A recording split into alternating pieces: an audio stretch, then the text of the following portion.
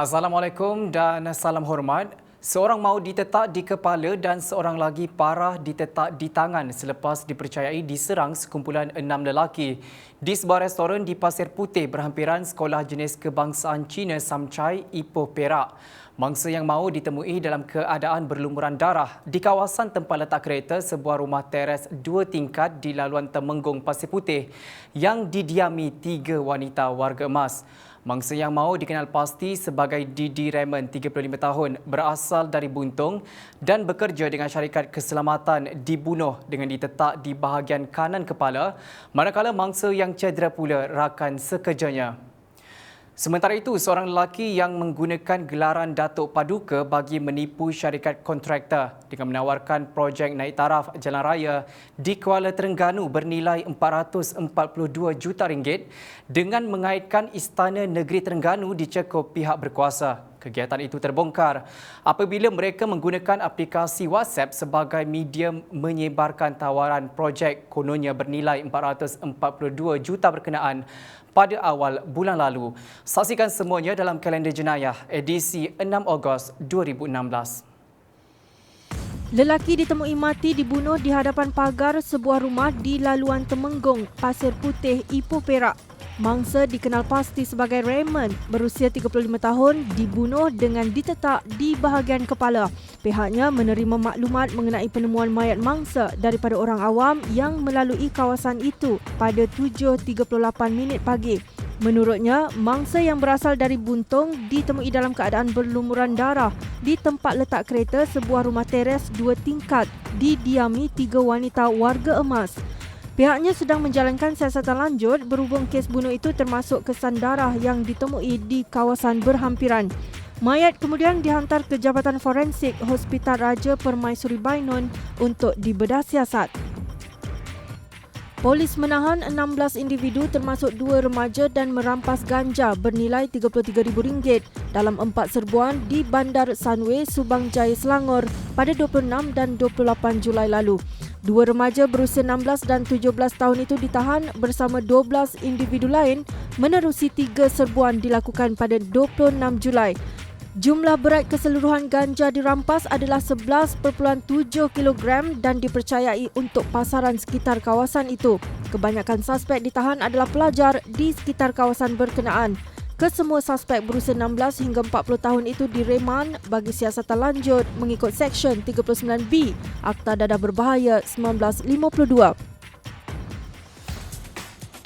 Seorang remaja didenda RM2,000 oleh Mahkamah Magistrate Johor Bahru atas pertuduhan membantu pemberi pinjaman wang tidak berlesen bulan lalu. Mahkamah menjatuhkan hukuman itu ke atas tertuduh Gan Kah Seng berusia 18 tahun yang mengaku bersalah selepas pertuduhan dibacakan terhadapnya. Berdasarkan kertas pertuduhan, lelaki itu didakwa melakukan perbuatan berkenaan dengan mengedar 339,000 kad atau risalah serta lebih 7,000 banting berhubung pinjaman wang tidak berlesen. Perbuatan itu dilakukan di sebuah rumah di Perjiranan 11 Bandar Dato' On pada 8.30 pagi 21 Julai lalu. Seorang pekerja kilang dihadapkan ke mahkamah atas pertuduhan memberi sokongan kepada perbuatan pengganas membabitkan penggunaan bahan letupan di sekitar daerah Kelang antara Mac hingga Julai lalu. Tertuduh Jonius Ondi Elias Jahali, 24 tahun, mengangguk faham akan pertuduhan dibacakan jurubahasa mahkamah di depan Magistrate Mariam Maran Abdullah. Bagaimanapun, tiada pengakuan direkodkan. Mengikut pertuduhan, dia didakwa memberi sokongan kepada perbuatan pengganas membabitkan penggunaan bahan letupan dengan niat untuk melanjutkan satu perjuangan ideologi dan mengugut orang awam di Malaysia menerusi aplikasi Telegram. Bulan lalu, Jonius dan seorang lagi individu turut dihadapkan ke Mahkamah Magistrate Petaling Jaya atas tuduhan melakukan perbuatan pengganas dengan mengebom sebuah pusat hiburan di Puchong sehingga menyebabkan 8 cedera Jun lalu. Dia pernah ditahan kerana meragut seorang siswa di hadapan pos pengawal sebuah gereja di Jalan Tun Sambatan dalam kejadian 10 Jun lalu dan video kejadian berkenaan turut viral di laman sosial. Lelaki 21 tahun itu yang masih dalam proses perbicaraan selepas dibenarkan diikat jamin sebanyak RM10,000. Bagaimanapun sekali lagi ditahan polis selepas didapati terbabit dalam kejadian samun pada 26 Julai lalu. Pada tidak sering mengulangi kesalahan ragut, lelaki berkenaan bakal berdepan tindakan mengikut Akta Pencegahan Jenayah, Pindaan dan Pemerluasan 2014 (POKA) dan akan dipakaikan gelang khas Sistem Peranti Pemantauan Elektronik (EMD).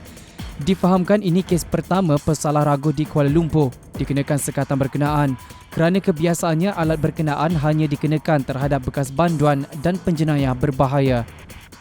Polis melumpuhkan satu sindiket penipuan projek naik taraf jalan raya bernilai RM442 juta dengan mengaitkan Istana Negeri Terengganu didalangi seorang lelaki yang menyamar sebagai Datuk Paduka bersama 4 lagi lelaki lain.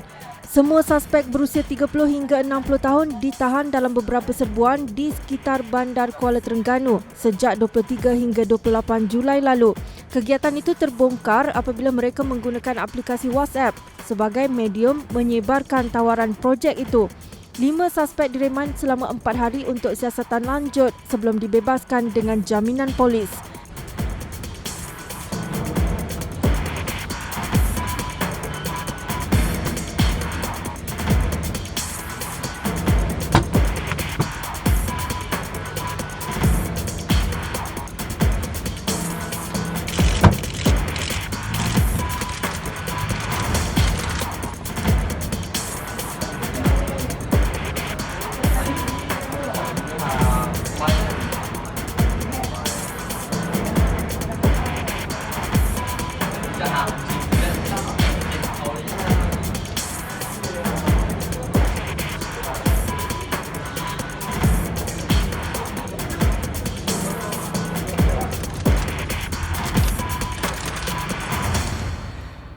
Baiklah, sekian saja kalender jenayah minggu ini. Untuk lagi berita-berita menarik, ikuti kami di laman web Harian Metro di www.hmetro.com.my dan untuk berita bervideo layari YouTube Metro TV. Tidak ketinggalan ikuti kami di platform laman sosial seperti di Facebook, Instagram dan Twitter termasuk HM Mobile dan juga HM News Channel. Jumpa lagi minggu hadapan. Saya Mazizul Dani. Salam hormat dan Assalamualaikum.